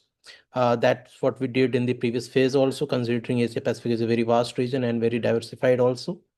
And then our idea is to, using these sub-regional, regional and national level platforms, we need to increase stakeholder engagements with the government partners, our apex federations, and try to do the advocacy with the findings of the LFA 2.0. Thank you. Over to Paula from Cooperativas Europe. Thank you, Naveen. To conclude, and I'll try to be very brief, from the Cooperatives Europe point of view, we see here highlighted a few priorities for the LFA. This is a key activity for us in the COPS for Dev. Our intention is to align it with members' priorities and needs, and to especially enable comparison of cooperative legal frameworks in Europe. The reports, the national, multiple national reports and one regional report that we want to author will have to be practical, very action-oriented, also to be used for advocacy, and to be, especially in the interest of being able to update it in the future as well. And our intentions is especially to expand coverage. The previous LFA cycle in Europe covered 15 countries. We want to expand the LFA national reports to the countries that were not covered previously, starting with the ones where we have members. So especially Hungary and Romania as examples come to mind. And then also for our focus on the large Europe region, we are going to map Turkey as well. We've already come into contact with some partners to do so, especially the ILO regional office there. And lastly, we want to also focus on updating the LFA when relevant changes have been observed in Europe in the past 5 years since the last LFA. So we're going to be looking at Spain and Germany for that, and we're always happy to receive suggestions. And please do not hesitate to come to get in contact with us if you have input to share. And for next steps, we're going to be launching a call for cooperative legal experts in the region that we wish to work with. And thank you very much. And over to Ingrid now for closing. Thank you very much, colleagues. Thank you very much to all the audience that remained until now. We had really an incredible turnout. I'm personally very, very happy about the huge turnout that we have today. We have had today. Up to now, even after 2 hours, we are still many. So thank you very much. Next steps, you have already covered them.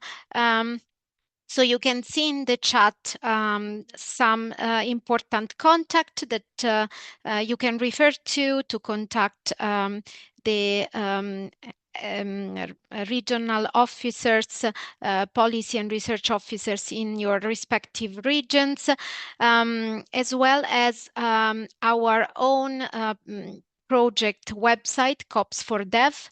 It is a bit outdated, I must say, but the update is in progress. You can check it out as well.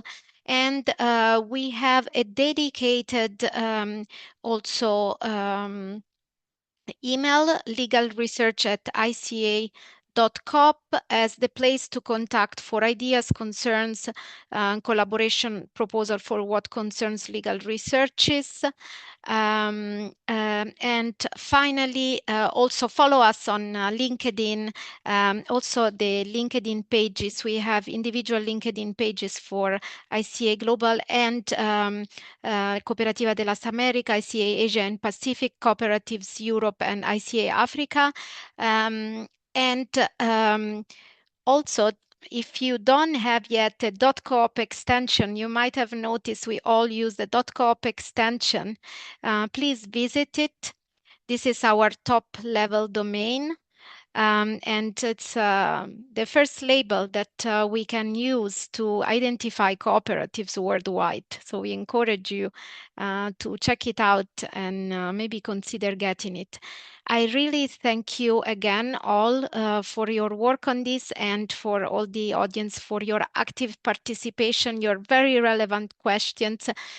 We will provide all participants with the recording if you want, the slides, and also with the questions and answers. Thank you. Have a nice day and evening or night for some of you, and talk soon. Bye. Thank you. Bye-bye. Thank you, Hagen. Thank you. Bye. Bye-bye. Thank you. Thank you so much. Thank you very much. Bye-bye. Bye-bye. Au revoir. Thank you so much.